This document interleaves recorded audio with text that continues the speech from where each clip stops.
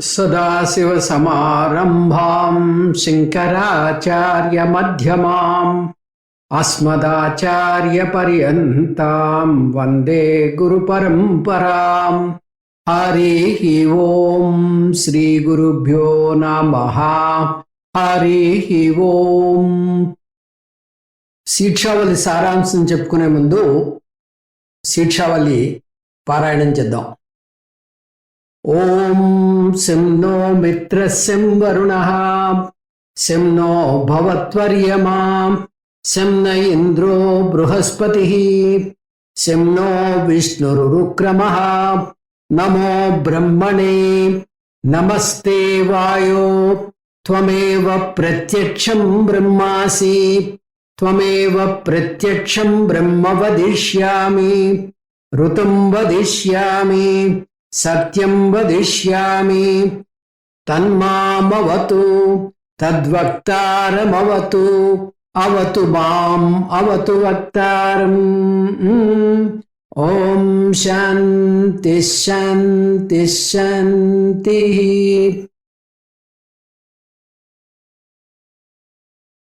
శిక్షామ్యా ఆఖ్యాస్యామః వర్ణస్వరః మాత్రాబలం సామసంతానః ఇత్యుక్తశీక్షాధ్యాయః. సహనౌ యశః సహనౌ బ్రహ్మవర్చసం అతాతః సగుంహితాయా ఉపనిషదం yeah ఆఖ్యాస్యామః పంచస్వధికరణేషు అధిలోకమధి జ్యోతిషమధి విద్యమధి ప్రజమధ్యాత్మం తామహాసగుంహితా ఇత్యాచక్షతే. అథాదిలోకం పృథివీపూర్వరూపం ద్యౌరుత్తరరూపం ఆకాశసంధిః వాయుస్సంధానం ఇత్యదిలోకం. అథాదిజ్యోతిషం అగ్నిః పూర్వరూపం Aditya ఉత్తరరూపం ఆపస్సంధిః వైద్యుతస్సంధానం ఇత్యది జ్యోతిషం. అథాది విద్యం ఆచార్యః పూర్వరూపం అంతేవాస్యుత్తరరూపం. విద్యాసంధిః ప్రవచననగుం సంధానం ఇత్యది విద్యం.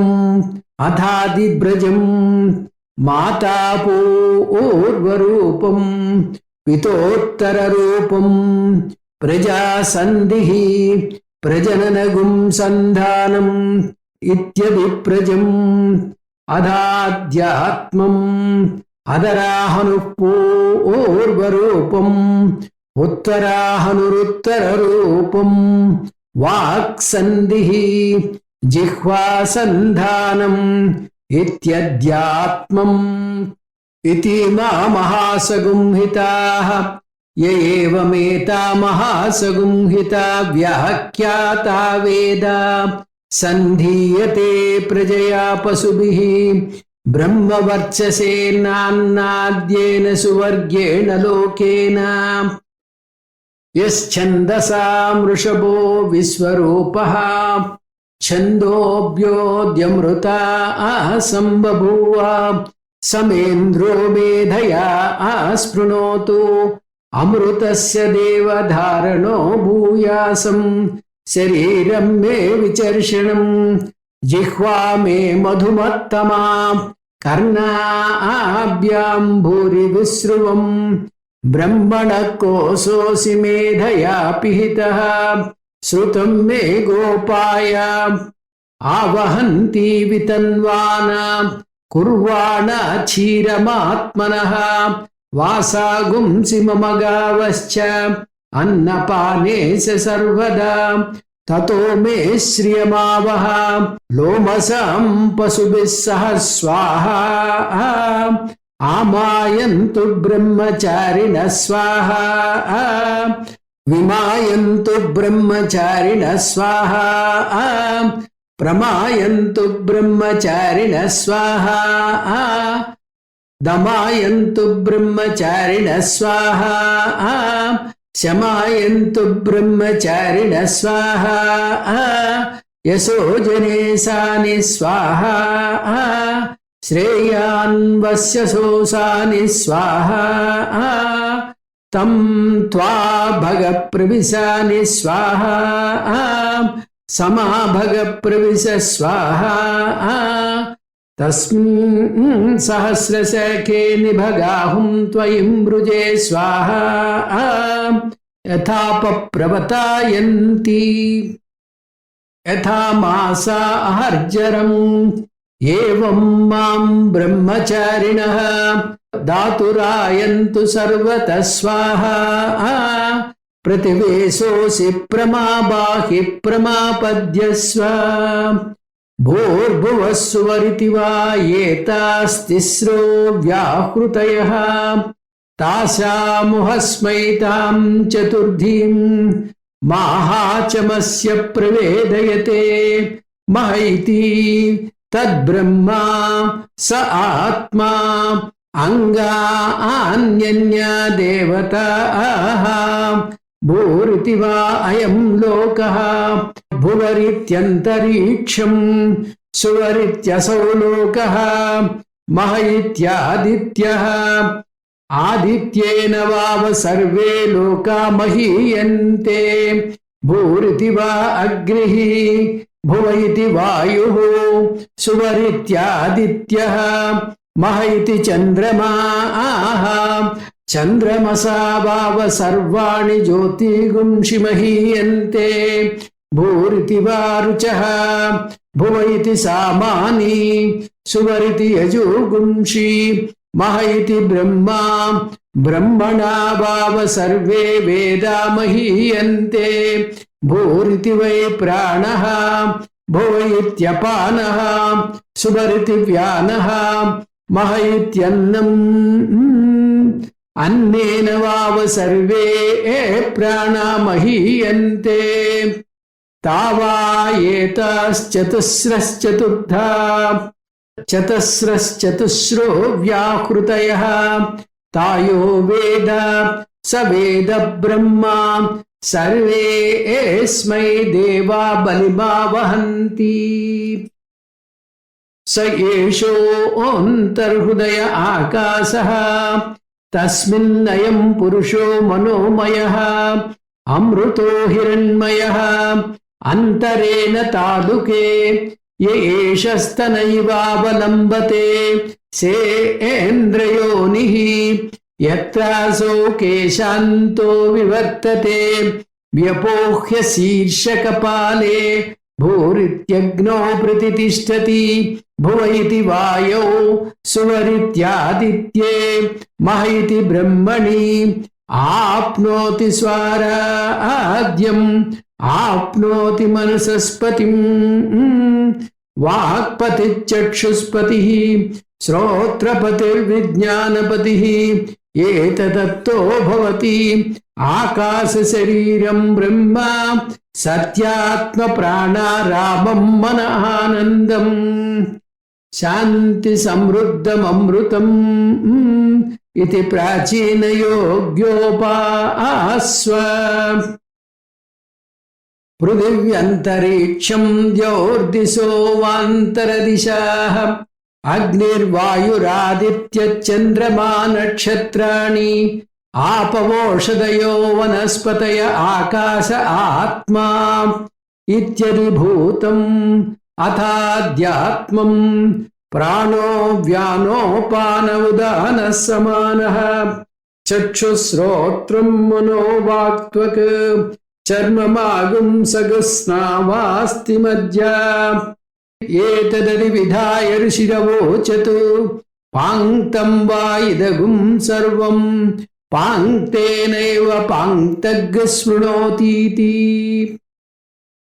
ఓమితి బ్రహ్మా ఓమితిదగుం సర్వం ఓమిత్యేతదనుకృతి హస్మ వా ఆప్యో శ్రావయేత్యాశ్రావయంతి ఓమితి సామాని గాయంతి ఓగుం సోమితి శస్త్రాణి సగుం సంతి ఓమిత్యధ్వర్యు ప్రతిగరం ప్రతిగృణాతి ఓమితి బ్రహ్మా ప్రసోతి ఓమిత్యగ్నిహోత్రమనుజానాతి ఓమితి బ్రాహ్మణ ప్రవక్షన్నాహ బ్రహ్మోపా ఆప్నవానీతి బ్రహ్మైవోపా ఆప్నోతి ఋతం చ స్వాధ్యాయ ప్రవచనే చ సత్యం చ స్వాధ్యాయ ప్రవచనే చ తపశ్చ స్వాధ్యాయ ప్రవచనే చ దమశ్చ స్వాధ్యాయ ప్రవచనే చ శమశ్చ స్వాధ్యాయ ప్రవచనే చ అగ్నయశ్చ స్వాధ్యాయ ప్రవచనే చ అగ్నిహోత్రం చ స్వాధ్యాయ ప్రవచనే చ అతిథయశ్చ స్వాధ్యాయ ప్రవచనే చ మానుషం చ స్వాధ్యాయ ప్రవచనే చ ప్రజా చ స్వాధ్యాయ ప్రవచనే చ ప్రజనశ్చ స్వాధ్యాయ ప్రవచనే చ ప్రజాతిశ్చ స్వాధ్యాయ ప్రవచనే చ సత్యమితి సత్యవచారాధీతరః తప ఇతి తపో నిత్య పౌరుషిష్టిః స్వాధ్యాయ ప్రవచనే ఏ వేతి నాకో మౌద్గల్యః తద్ధి తపః అహం వృక్షస్య రేరివ కీర్తి పృష్టం గిరేరివ ఊర్ధ్వ పవిత్రో వాచనీవ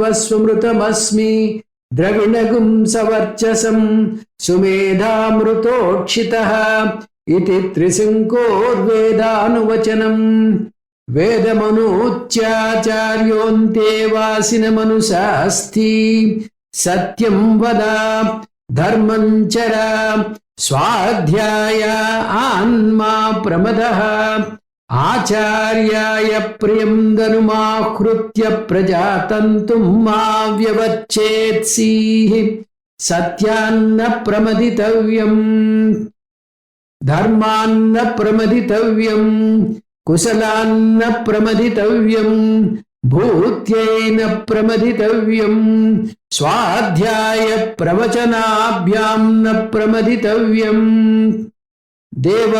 దేవపితృకార్యాభ్యాం న ప్రమదితవ్యం మాతృదేవో భవ పితృదేవో భవ ఆచార్యదేవో భవ అతిథిదేవో భవ యాన్యనవద్యాని కర్మాణి తాని సేవితవ్యాని నో ఇతరాణి యాన్యస్మాకగుం సుచరితాని తాని త్వయోపాస్యాని నో ఇతరాని ఏకే చాస్మశ్రేయాగుంసో బ్రాహ్మణాః తేషాం త్వయాసనేన ప్రశ్వసితవ్యం శ్రద్ధయా దేయం అశ్రద్ధయా దేయం శ్రియా దేయం క్రియా దేయం భియా దేయం సంవిదా దేయం అదయది కర్మ విచికిత్సా వా వృత్త విచికిత్సా వా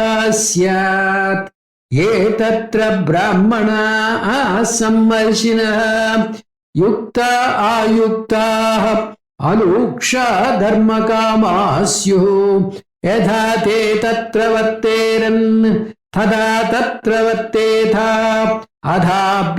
అథాభ్యాఖ్యాతేషు ఏతత్ర బ్రాహ్మణాః సమ్మర్షిణః యుక్తా ఆయుక్తాః అనూక్షా ధర్మకామాः స్యుః యథా తే తేషు వర్తేరన్ తదా తేషు వర్తేథా ఏష ఆదేశః ఏష ఉపదేశః ఏషా వేదోపనిషత్ ఏతదనుశాసనం ఏవముపాసితవ్యం ఏవముచైత్యదుపాస్యం ఓం శం నో మిత్రः శం వరుణः శం నో భవత్వర్యమా శం న ఇంద్రో బృహస్పతిః శం నో విష్ణురుక్రమః నమో బ్రహ్మణే నమస్తే వాయో త్వమేవ ప్రత్యక్షం బ్రహ్మాసి త్వామేవ ప్రత్యక్షం బ్రహ్మావాదిశం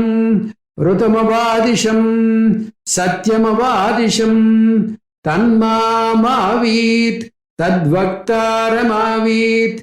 ఆవీన్మాం ఆవీద్వక్తారం.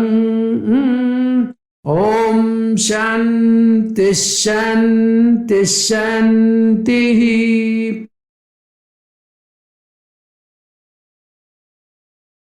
ఈరోజు మనం తైత్రీయ ఉపనిషత్తులో శీర్షావళి పూర్తి చేసుకున్నాం. ఇప్పుడు ఆ శీర్షావళి సారాంశం చూద్దాం. తైత్రీయ ఉపనిషత్తులో 3 వల్లులు ఉన్నాయి. మొదటి వల్లిని శీర్షావల్లిని, రెండో వల్లిని బ్రహ్మానంద వల్లిని, మూడో వల్లిని భృగువల్లి అంటారని చూసాం. మొదట వల్లి, మూడో వల్లి జ్ఞాన యోగ్యతా ప్రాప్తి కోసం తోడ్పడతాయి. జ్ఞాన యోగ్యత పొందితే బ్రహ్మజ్ఞానం అందుకోవడానికి మనస్సు సంసిద్ధంగా ఉంటుంది. రెండో అధ్యాయం బ్రహ్మజ్ఞాన ప్రాప్తికి సహకరిస్తుంది. జ్ఞాన యోగ్యత లేకుండా ఎవరూ జ్ఞానాన్ని పొందలేరు. జ్ఞాన యోగ్యత లేకుండా ఈ జ్ఞానాన్ని అందుకుంటే అది కేవలం ఆ జ్ఞానం వరకే పరిమితం అవుతుంది, కానీ ఆ జ్ఞాన ఫలాన్ని ఇవ్వలేదు. అందుకని ఈ జ్ఞాన యోగ్యతకి అంత ప్రాధాన్యతనిస్తుంది శాస్త్రం. ఈ జ్ఞాన యోగ్యత ఈ మొదటి వల్లి, మూడో వల్లి చెప్పినా కూడా మూడో వల్లిలో కొంత వేదాంత బోధ కూడా ఉంది. ఈ తైత్రీయ మొత్తం గద్య భాగంలో ఉంది కాబట్టి మంత్రాలు పేరాల రూపంలో ఉంటాయి. ఒక్కొక్క పేరాని అనువాకము అంటారు. ఈ శీర్షావళిని ప్రధానంగా 5 భాగాలుగా మనం దర్శించవచ్చు. అవి శాంతి పాఠము, ఇది మొదటి అనువాకం, తర్వాత 12వ అనువాకంలో కనిపిస్తుంది. ఇంకా కర్మయోగ సాధన 9వ అనువాకంలో ఉంది. ఉపాసన, అనేక రకాలైనటువంటి ఉపాసనలు చూసాం. ఇవి 3వ అనువాకం నుంచి 8వ అనువాకం వరకు మనకి విస్తరించి ఉన్నాయి. 4వది హోమ సాధన, అనువాకం 4లో ఈ హోమ సాధనను చూస్తాం. 5వది జప సాధన, 4వ అనువాకము 10వ అనువాకంలో జప సాధనలు పొందుపరచబడ్డాయి. ఇప్పుడు ఈ 5 విభాగాల్ని ఒక్కొక్కటిగా మనం పరిశీలిద్దాం. ముందుగా శాంతి పాఠం.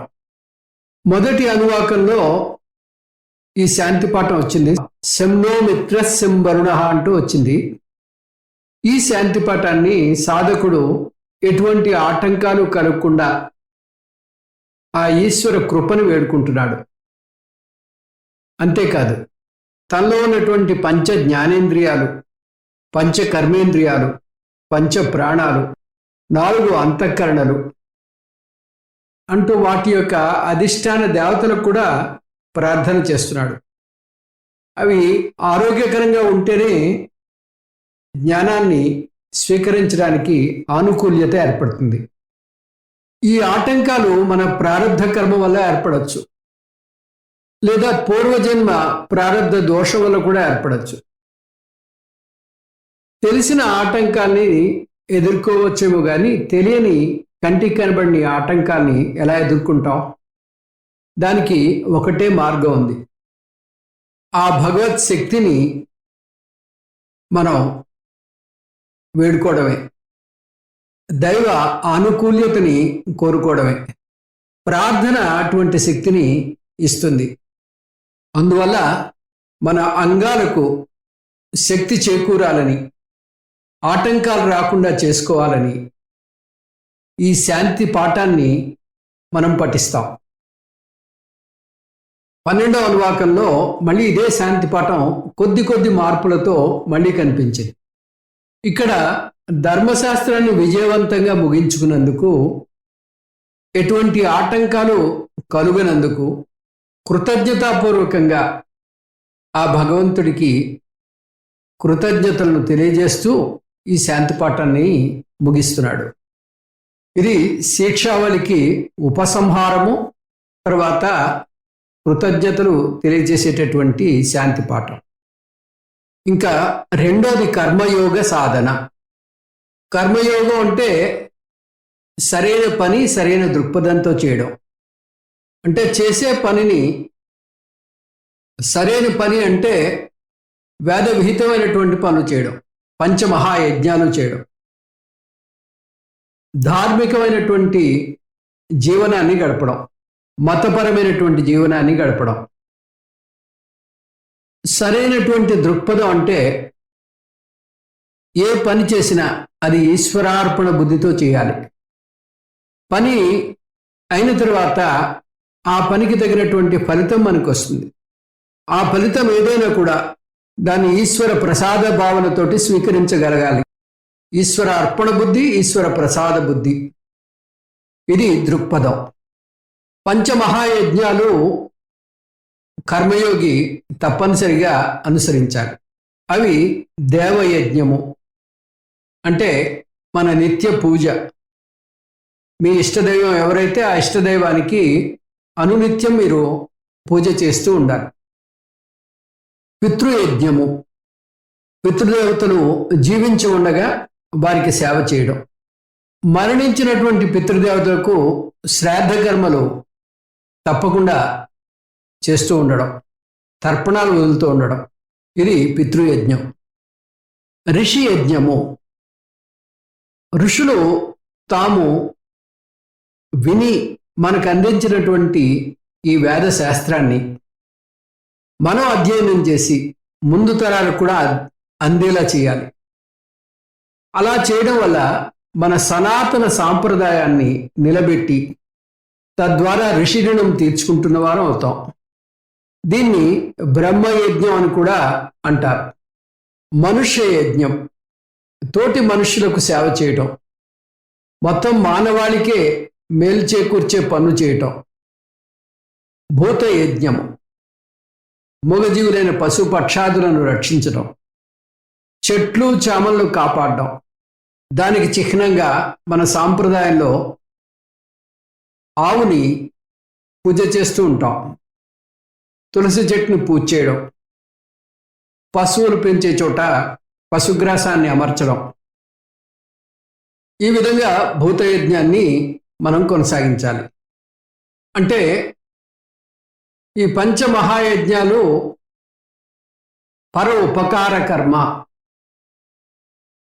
నీ వంతుగా ఈ సమాజానికి, నీ తోటి వ్యక్తులకు, తర్వాత నీతో సహజీవనం చేసేటటువంటి భూతరాశికి ఎటువంటి హింస లేకుండా వ్యవహారం చేయడం. ఇంకా సద్గుణ ప్రాప్తి. కర్మయోగంలో రెండవ అంశము విలువలు పెంపొందించుకోవడం. దైవీ సంపత్తి పేరిట కృష్ణ పరమాత్మ భగవద్గీత 16వ అధ్యాయంలో వీటిని పేర్కొన్నాడు. వీటిని సద్గుణాలు అంటాం. ఇక్కడ శిక్షావళిలో వాటిని కొన్నిటిని ఎంచుకుని మనకి చెప్పడం జరిగింది. అవి సత్యాన్ని పలకడం, తపహ అంటే ఒక సంకల్పంతో కష్టాన్ని భరించడం, కష్ట సహిష్ణుత్వం తపహ అంటే ఒక సంకల్పం చేసి 7 కొండలు నడిచి వెళ్ళడం, వారంలో ఒకరోజు మౌనవ్రతం పాటించడం, ఒక వ్రతంగా తన తినే పదార్థాల్ని స్వీకరించడం, ఇవన్నీ తపస్సు కింద వస్తాయి. శమః అంటే మనోనిగ్రహం, మనస్సును నిగ్రహించడం. దమః ఇంద్రియ నిగ్రహం. దక్షిణ ఎవరి నుంచి ఏ సహాయము అయాచితంగా మనం స్వీకరించకూడదు. ఒకవేళ ఉచితంగా లభించిన అంత సొమ్ముని వేరే ఉన్నతమైన పనికి ఖర్చు పెట్టాలి, తప్పితే దాన్ని ఉంచుకోకూడదు. ఎవరైనా గురువు వద్ద ఏదైనా నేర్చుకుంటే ఆ గురువుకు అవసరం ఉన్నా లేకపోయినా గురుదక్షిణ ఇవ్వాలి. ఆచార్యాయ ప్రియం ధనుమాహృత్య, ఇలా దక్షిణ ఇవ్వడం వల్ల ఎవరికి అన్యాయం చేయరు. మీరు ఏదైనా పొందితే మీరు కూడా తిరిగి ఇవ్వాలి అనేటటువంటి మంచి బుద్ధి అలవడుతుంది. ఇక్కడ మనం పాఠం నేర్చుకుంటున్నాం. ఈ పాఠం నేర్చుకోవడం మీరు బాగా క్షుణ్ణంగా అర్థం చేసుకున్న తర్వాత దీన్ని 10 మందికి బోధించండి. మీరు పొందే ఆనందాన్ని నలుగురు పొందేటట్టు చేయండి. మన ఈ ఆర్ష విద్యా తరంగిణి లింకులు 10 మందికి చెప్పండి, లేదా మీరే స్వయంగా బోధించండి. ఈ విధంగా ఈ వేదాన్ని 10 మందికి చేర్చండి. ఇదే మేము కోరుకునేటటువంటి దక్షిణ. దానం, దాన గుణాన్ని పెంపొందించుకోవాలి.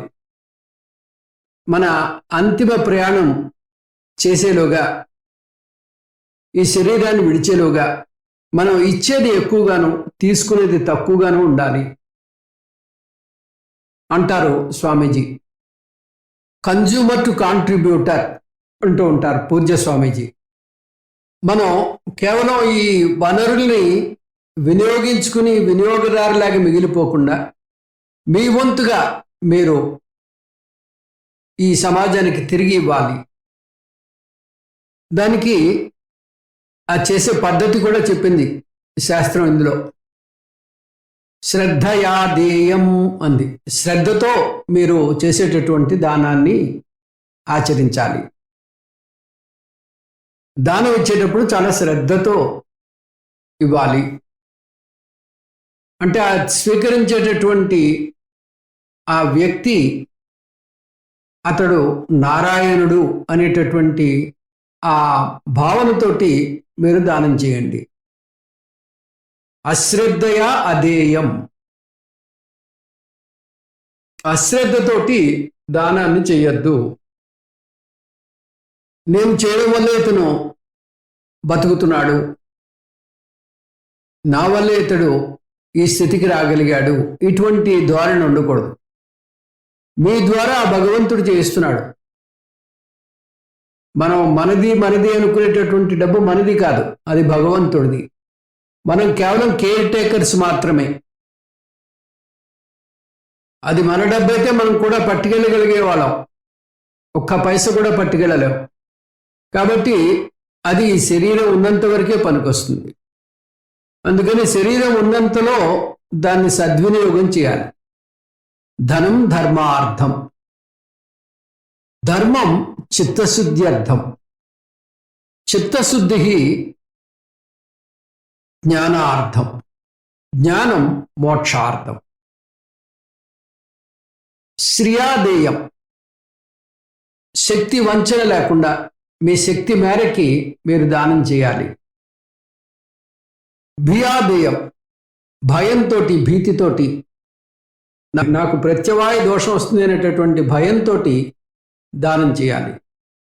భగవంతుడు నాకు ఈ డబ్బు ఇచ్చాడు, ఈ డబ్బు నేను సద్వినియోగం చేయకపోతే నాకు వచ్చే జన్మలో మళ్ళీ ఇటువంటి డబ్బు పుట్టదు అనేటటువంటి భీతితోటి దానం చేయాలట. సంవిదాదేయం, మనస్ఫూర్తిగా చేయాలి. ఆ దానం ఇచ్చినప్పుడు మీరు బాధపడుతూ చేయకూడదు, ఆనందంగా సంతోషంగా మీరు ఆ దానాన్ని చేయాలి. ఇటువంటి ఈ సూచనలతోటి దానం ఎలా చేయాలో కూడా ఈ శిక్షావళిలో మనకి చెప్పబడింది. ఇంకా కుశలం గురించి కూడా చెప్పింది శాస్త్రం. అంటే సమాజ సేవ చేయమన్నారు కదా అని అతిగా చేయకూడదు. అంటే మీ ఆరోగ్యాన్ని, మీ కుటుంబాన్ని పణంగా పెట్టి మీరు సేవ చేయకూడదు. బయట ప్రపంచంలో జేజేలు కొట్టించుకునే ఆర్భాటంలో మీ ఇంటిని, కుటుంబాన్ని, మీ ఆరోగ్యాన్ని నిర్లక్ష్యం చేయకూడదు. వారు మీ ప్రేమ కోసం అల్లాడిపోతూ ఉంటారు. వారిని చూడకుండా మీరు బయట వ్యవహారం చేస్తూ ఉంటే అది దోషం కిందే వస్తుంది. గృహస్థుగా మీ ధర్మం మీ కుటుంబాన్ని సంరక్షించుకోవడం, వారికి మీ అమూల్యమైన సమయాన్ని కేటాయించడం, కుటుంబాన్ని కష్టాల్లో పడేసి బయట దానాలు చేయకూడదు. దానగుణం ఇంటి నుంచి మొదలవ్వాలి. ఇంకా సద్భావన, సృష్టిలో ప్రతి దాని గురించి మంచి భావన కలిగి ఉండాలి. ఈ అంశం ఇక్కడ ఈ ఉపనిషత్తులో రాలేదు, కానీ కర్మయోగంలో భాగంగా మనం చూస్తూ ఉంటాం. జగత్తులో ప్రతిదీ భగవంతుడు రూపంగా భావించి ప్రతి దాన్ని సద్భావనతో చూడాలి. ముందుగా పంచ భూతాలను దైవంగా కొలవాలి. తర్వాత మొత్తం జీవరాశిని, తల్లిని, తండ్రిని గురువుగా పూజించాలి. ఈ అంశం వచ్చింది మనకి తైత్రీయోపనిషత్తులో శిక్షావళిలో. మాతృదేవో భవ, పితృదేవో భవ, ఆచార్య దేవో భవ, అతిథి దేవో భవ. నవరాత్రి సమయంలో ముగ్గురమ్మల్ని పూజిస్తూ ఉంటాం. దుర్గాదేవి ఆరోగ్యానికి, లక్ష్మీదేవి ఐశ్వర్యానికి, సరస్వతీదేవి జ్ఞానానికి అధిష్టాన దేవతలు. ఈ మూడు ఉండాలి ప్రతి ఒక్కరికి. ఒకటి లేకుండా ఇంకొకటి లేదు. అందువల్ల ఆరోగ్యాన్ని, ఐశ్వర్యాన్ని, పుస్తకాలను ఆరాధనాపూర్వకంగా చూడాలి. మాతృదేవో భవ, తల్లిని గౌరవించాలి. పితృదేవో భవ, తండ్రిని ఎంతో గౌరవంగా చూసుకోవాలి. తల్లిదండ్రులు ఇద్దరినీ కూడా వారిని నొప్పించకుండా మనం వ్యవహారం చేయాలి. ఆచార్య దేవో భవ, మనకి ఈ విద్య నేర్పినటువంటి గురువు గారి పట్ల చాలా గౌరవ వినయాలు మనకి ఉండాలి. అతిథి దేవో భవ అని చెప్పారు. పూర్వకాలం ఈ హోటల్స్ అవి ఉండేవి కావు. అందుకని ఈ అతిథులు వస్తూ ఉండేవారు. వారికి తిండి తర్వాత వసతి కల్పించేటటువంటి వ్యవహారం ఉండేది. అయితే ఈ విషయంలో కొంచెం వెసులుబాటు చెప్పారు గురువు గారు. ఎందుకంటే మనం ఎవరు ఎటువంటి వారో తెలియదు ఈ రోజుల్లో. అందుకని మనం పొరపాటుని ఎవరో ఒక ఆగంతుకుని మనం ఇంట్లోకి పిలిస్తే ఆ పరిణామం ఎలా ఉంటుందో మనకు తెలియదు. కాబట్టి దీంట్లో కొంచెం వెసులుబాటుని మనకు కల్పించారు. అలాగే శాస్త్రాల మీద గౌరవం. శాస్త్రం వల్లే అంతులేని జ్ఞానాన్ని పొందుతున్నాం కాబట్టి ఆ శాస్త్రాన్ని అభ్యసించి వాటిని ఆచరించి మనం వృద్ధిలోకి రావాలి. లేదంటే మనమే దానివల్ల వచ్చేటటువంటి ఆ ప్రయోజనాన్ని పొందలేము. శాస్త్రాన్ని ఒక ప్రామాణ్య బుద్ధితోటి స్వీకరించాలి. ఆ ప్రామాణ్య భావన ఉన్నట్టయితే ఆ వైదిక జీవనం చాలా సుగమంగా ఉంటుంది. శాస్త్రంలో 3 ప్రమాణాలు ఉన్నాయి. అవి శృతి అంటే వేదాలు అపౌరుషేయాలు కాబట్టి సాక్షాత్తు ఆ పరమాత్మ నుంచే మనకి వచ్చాయి కాబట్టి అది శాసనంగా మనం తీసుకోవాలి. ఇంకా స్మృతి గ్రంథాలు, వేదాల నుంచి వచ్చినటువంటి గ్రంథాలు అంటే వేదాల్లో ఉన్న బోధను మహాత్ములు, ఋషులు మళ్ళీ తిరిగి దాన్ని రాశారు. అవి పద్యాల రూపంలో కానీ సూత్రాల రూపంలో కానీ మళ్ళీ మనకు అందించారు. ఆ వేదంలో చెప్పేటటువంటి ముఖ్యమైనటువంటి అంశాలను కొన్నిటిని తీసుకుని వాటిని స్మృతి గ్రంథాలుగా మనకు అందించారు. ఈ స్మృతి గ్రంథాలు కూడా ప్రామాణికము. ఇంకా శిష్టాచారము అంటే వేదాలకు అనుగుణంగా జీవితాన్ని గడిపేటటువంటి ఆచార్యుడు, వైదిక జీవనం గడిపేటటువంటి ఆచార్యుడు. అతను మనకి రోల్ మోడల్, ఆదర్శ వ్యక్తి. ఈ 3 ప్రమాణాల్లో శృతి శ్రేష్టమైనది. స్మృతి చెప్పినది కానీ శిష్టాచారం కానీ శృతి ప్రమాణానికి భిన్నంగా ఉన్నట్టయితే శృతినే తీసుకోవాలి. శృతే శిరోధార్యంగా స్వీకరించవలసి ఉంటుంది. అలాగే స్మృతి చెప్పిన దానికి శిష్టాచారి ప్రవర్తన భిన్నంగా ఉన్నట్టయితే శృతి వాక్యానికే ఎక్కువ విలువనివ్వాలి. ఈ విధంగా మహాయజ్ఞాలు చేసి సద్గుణాలు పెంచుకుని సద్భావన చూపించినట్టయితే కర్మయోగం పాటించినట్టు అవుతుంది. ఇటువంటి కర్మయోగం చిత్తశుద్ధిని, చిత్త ఏకాగ్రతని, చిత్త వైశాల్యతని మనకు కలుగజేస్తుంది. అంటే మనస్సు లౌకిక సుఖాల కన్నా ఆధ్యాత్మిక విజయాల వైపుకు మొగ్గు చూపుతుంది. ఇంకా మూడవ అంశము ఉపాసన. ఇది 3 నుంచి 8 అనువాకాల వరకు విస్తరించబడి ఉంది. శిక్షావళిలో 5 వైదిక ఉపాసనలు చెప్పబడ్డాయి. ఈ ఉపాసనలు పూర్వకాలపు వైదిక విద్యార్థులు నేర్చుకునేందుకు అనువుగా ఉన్నాయి. కానీ ఇప్పుడు పరిస్థితి పూర్తిగా మారిపోయింది. ఇప్పుడు ఆ ఉపాసనలు మనకి చేయడానికి అనువుగా ఉండవు. ఎందుకంటే ఆ జీవన విధానం ఇప్పుడు లేదు. అందువల్ల వాటి పరిజ్ఞానం కోసం మాత్రమే వీటిని నేర్చుకుంటాం, కానీ ఆచరించడం మాత్రం కష్టం. కాబట్టి వాటిని పురాణాల్లో వచ్చినటువంటి ఏకరూప ఈశ్వర ధ్యానంగా మార్చుకోవచ్చు. ఇప్పుడు ఈ శిక్షావళిలో మనకి చెప్పబడినటువంటి ఉపాసనలను చూద్దాం. మొట్టమొదటిది సంహితోపాసనం.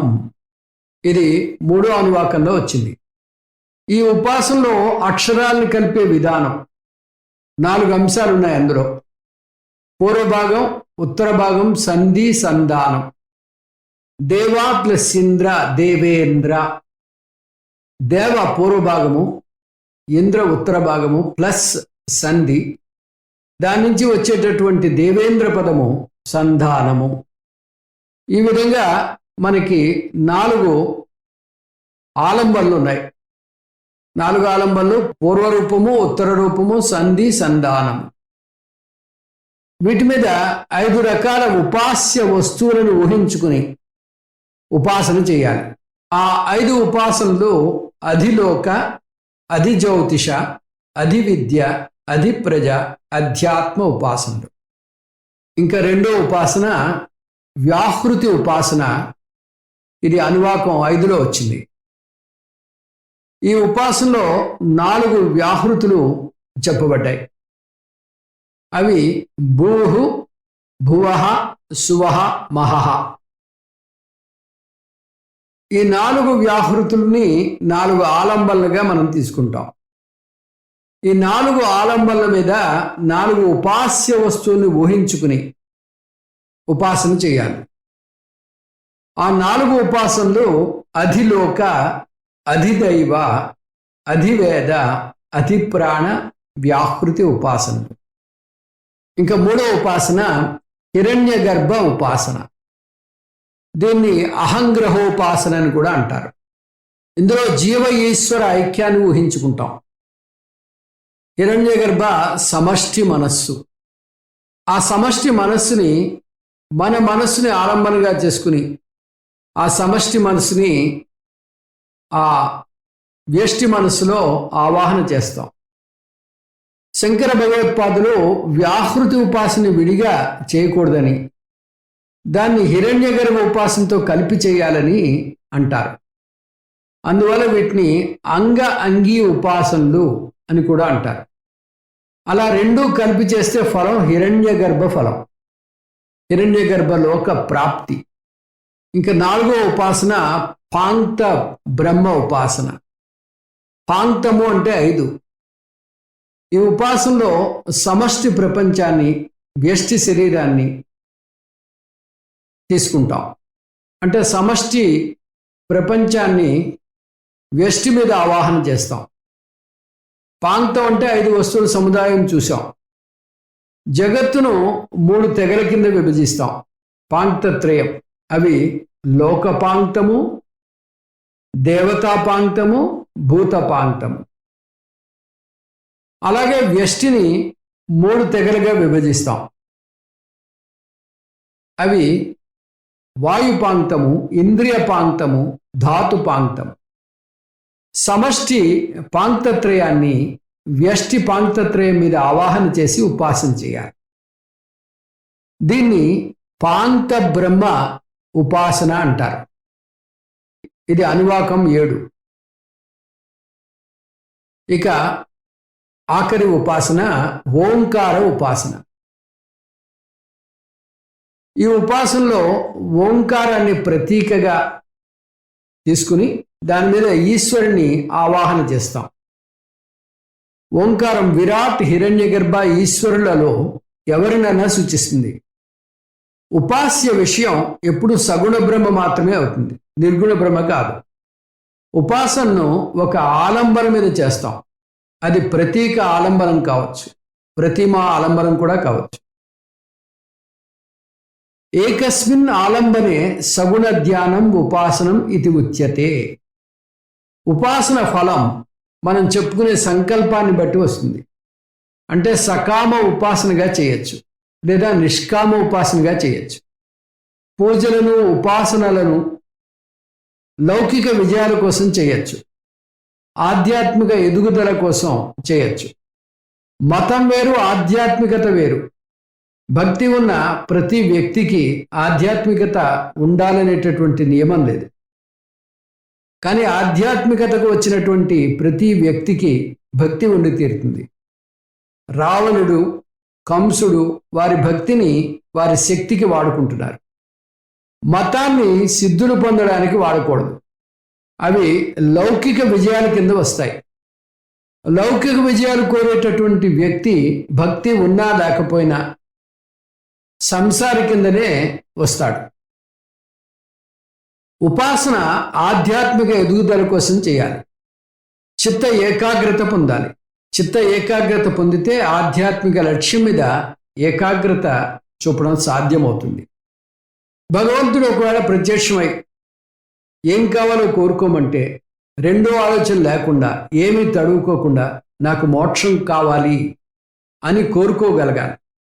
అలా కోరగలిగితే మీకు మీ జీవిత లక్ష్యం గురించి పూర్తి అవగాహన ఉన్నట్టు అర్థం. ఈ ఉపాసనల వల్ల చిత్త ఏకాగ్రతే కాకుండా చిత్త వైశాల్యతను కూడా ఇస్తాయి. ఎందుకంటే సమష్టి గురించి ఆలోచిస్తున్నారు కనుక. ఇంకా 4వది హోమ సాధన, అనువాకం 4. ఈ శిక్షావళిలో ఒక ప్రత్యేకమైనటువంటి హోమం చెప్పబడింది. ఈ హోమం చాలా ప్రసిద్ధికెక్కినది, ఇప్పుడు కూడా చేస్తున్నారు. ఇది ఆవహంతి పదంతో మొదలవుతుంది కాబట్టి దీన్ని ఆవహంతి హోమం అంటారు. ఈ హోమం ద్వారా సాధకుడు 4 ఫలాల్ని కోరుతున్నాడు. ధన ప్రాప్తి, ఐశ్వర్యం, ధనాన్ని కోరుతున్నాడు. వేదం ఎప్పుడు ధనాన్ని కోరొద్దు అని చెప్పదు, కానీ ఆ వచ్చిన ధనాన్ని సద్వినియోగం చేయమని మాత్రం చెప్తుంది. వచ్చిన ధనాన్ని సద్వినియోగం చేయండి అని చెప్తుంది. ధనాన్ని కుదురు పెట్టద్దు. ధనం ధర్మార్థం, అది బాగా తెలుసుకోవాలి. చిత్తశుద్ధి ప్రాప్తి, చిత్తశుద్ధి కలగాలని కోరుకుంటున్నాడు. అది కూడా ఐశ్వర్యం ద్వారా. సాధారణంగా డబ్బు సంపాదిస్తే మనస్సు కలుషితం అవుతుంది అనే అపోహ ఉంటుంది చాలామందికి. కానీ ధనం తనంతట తాను స్వచ్ఛము కాదు, మలినము కాదు. ధనం వాడే తీరుని బట్టి ఉంటుంది, అది స్వచ్ఛమా మలినమా అనే విషయం. ధనాన్ని జూదానికో మద్యం సేవించడానికో వాడితే అది అశుద్ధం అయిపోతుంది. అదే ధనాన్ని పంచమహాయజ్ఞాలకు వాడితే 10 మందికి ఉపయోగపడే పనిని చేస్తే, పర ఉపకార కర్మకి వాడితే అది శుద్ధం అవుతుంది. అది ఆ ధనం స్వచ్ఛతని సంతరించుకుంటుంది. ఏ పని చేయాలన్నా ధనం కావాలి. కాటికి చేరే వరకు కాసులు అంటారు, కానీ కాటికి చేరాక కూడా కాసులు కావాలి. అక్కడ కూడా డబ్బు ఖర్చు పెట్టాలి. అందువల్ల ధనాన్ని అశుద్ధం అని ఎప్పుడు అనద్దు. అలా అంటే సాక్షాత్తు లక్ష్మీదేవిని కించపరిచినట్టు అవుతుంది. ధనాన్ని సద్వినియోగం చేయండి అని పదే పదే శాస్త్రం చెబుతుంది. అలా ధనాన్ని సద్వినియోగం చేస్తే లక్ష్మీదేవి కరుణించి మీకు చిత్తశుద్ధిని కలుగజేస్తుంది. చిత్తశుద్ధి అంటే మనస్సు స్వచ్ఛంగా ఎటువంటి మల్లాలు లేకుండా ఉండడం. చిత్తశుద్ధి అంతిమ లక్ష్యం కాదు, అది జ్ఞాన యోగ్యత ప్రాప్తిని మాత్రమే ఇస్తుంది. దాని తర్వాత జ్ఞానాన్ని పొందాలి. అది శ్రోత్రియుడైనటువంటి బ్రహ్మనిష్ఠుడైనటువంటి ఒక గురువు ద్వారా జ్ఞాన ప్రాప్తి. చిత్తశుద్ధి పొందాక జ్ఞానం పొందాలి అని కోరుకుంటున్నాడు సాధకుడు. ఈ జ్ఞానం జీవాత్మ పరమాత్మల ఐక్యం. ప్రతివేశోసి ప్రమాబాహి ప్రమాపద్యస్వ అంటోంది శిక్షావల్లి. శిష్య ప్రాప్తి. శిష్యుడు అధికంగా రావాలి అని కోరుకుంటున్నాడు. తను జ్ఞానం పొందాక తను పొందిన జ్ఞానాన్ని నలుగురితో పంచుకోవాలి. అలా శిష్యులకు బోధించడం ద్వారా గురు శిష్య పరంపరని ఇంకా కొనసాగించడం అవుతుంది. గురు శిష్య పరంపర సదాశివంతో మొదలుపెట్టి అతని గురువు వరకు కొనసాగుతుంది. అక్కడితో ఆగిపోకుండా అతను కూడా గురువుగా మారాలి. ఆమాయంతు బ్రహ్మచారిణ స్వాహ విమాయంతు బ్రహ్మచారిణ స్వాహ ప్రమాయంతు బ్రహ్మచారిణ స్వాహ దమాయంతు బ్రహ్మచారిణ స్వాహ శమాయంతు బ్రహ్మచారిణ స్వాహ. నాకు బ్రహ్మచారులు కావాలి. ఎటువంటి బ్రహ్మచారులు కావాలి? శమం కలిగినటువంటి, దమం కలిగినటువంటి బ్రహ్మచారులు. వివిధ విద్యలు కావాలని కోరుకునేటటువంటి బ్రహ్మచారులు. ఈ విధంగా ఎటువంటి బ్రహ్మచారులు కావాలో కూడా ఆ హోమ సాధనలో చెప్పబడ్డాయి. ఇంకా 5వది జప సాధన. అనువాక 4వ పదుల్లో ఈ జప సాధన వచ్చింది. జపం అంటే ఆవృత్తి, పదే పదే అదే మంత్రాన్ని జపించడం. మంత్రాన్ని ఒకసారి పఠిస్తే దాన్ని పారాయణం అంటాం. పదే పదే పఠిస్తే అది జపం అవుతుంది. ఈ మంత్రాన్ని పైకి పఠిస్తే అది జపం, మనస్సులో చేస్తే దాన్ని ధ్యానము అంటాం. శిక్షావళిలో 2 జప సాధనలు చెప్పబడ్డాయి. జ్ఞాన యోగ్యతా ప్రాప్తి, ఇది అనువాక 4లో వచ్చింది. ఈ జపం శరీరం, వాక్కు, మనస్సు, బుద్ధి ఆరోగ్యంగా ఉండడం కోసం చేస్తున్నాడు సాధకుడు. యశ్చందసాం వృషభో విశ్వరూపః ఛందోభ్యోద్యమృత సంబభూవ సమేంద్రో మేధయా ఆస్పృణోతు అమృతస్య దేవధారణో భూయాసం శరీరం మే విచర్షణం జిహ్వా మే మధుమత్తమా కర్ణాభ్యాం భూరి విశ్రువం బ్రహ్మణ కోశోసి మేధయా పిహితః శ్రుతం మే గోపాయ. బుద్ధి పదునుగా ఉండాలి, మనస్సు ప్రశాంతంగా ఉండాలి. భావోద్రేకాలతో నిండినటువంటి మనస్సు ప్రశాంతంగా ఉండదు. అలా ప్రశాంతంగా లేని మనస్సు ఆ వేదాంత బోధని సరిగ్గా స్వీకరించలేదు. ఈ రోజుల్లో ఐక్యూ ఉంటే చాలదు, ఈక్యూ కూడా ఉండాలి. లేకపోతే చిరుగాలికి అతని మనస్సు రెపరెపలాడిపోతూ ఉంటుంది.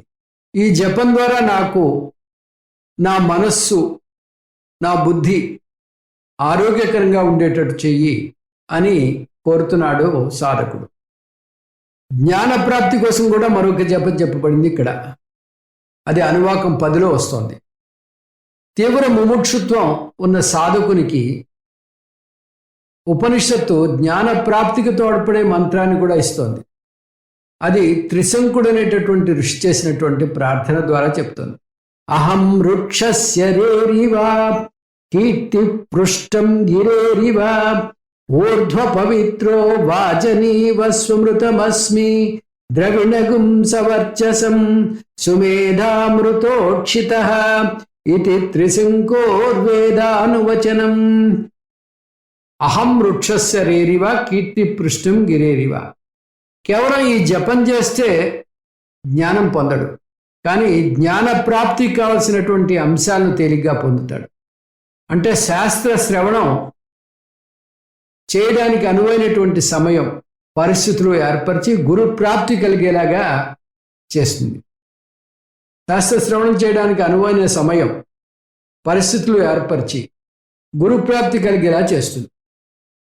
కర్మయోగం, ఉపాసన, హోమం, జపం ఈ 4 చేస్తే సాధకుడు జ్ఞానయోగ్యత ప్రాప్తిని పొందుతాడు. అందువల్ల 2వ అధ్యాయంలో బోధించినటువంటి జ్ఞానయోగాన్ని పొందుతాడు. ఈ 12వ అనువాకంలో ఆటంకాలు లేకుండా ఇదంతా పూర్తి చేయగలిగినందుకు కృతజ్ఞతలతో మళ్ళీ శాంతి పాఠం చెప్పడం ద్వారా తన యొక్క కృతజ్ఞతల్ని తెలియబరుస్తున్నాడు సాధకుడు. దీంతో మనకి ఈ శిక్షావళి సారాంశం పూర్తయింది. వచ్చే క్లాస్లో బ్రహ్మానందవళిని మొదలు పెట్టుకుందాం. ఓం తత్సత్ సర్వం శ్రీకృష్ణ అర్పణమస్తు. ఓం పూర్ణమదః పూర్ణమిదం పూర్ణాత్ పూర్ణముదచ్యతే పూర్ణస్య పూర్ణమాదాయ పూర్ణమేవావశిష్యతే. ఓం శాంతి శాంతి శాంతి. హరి ఓం శ్రీ గురుభ్యో నమః. హరి ఓం.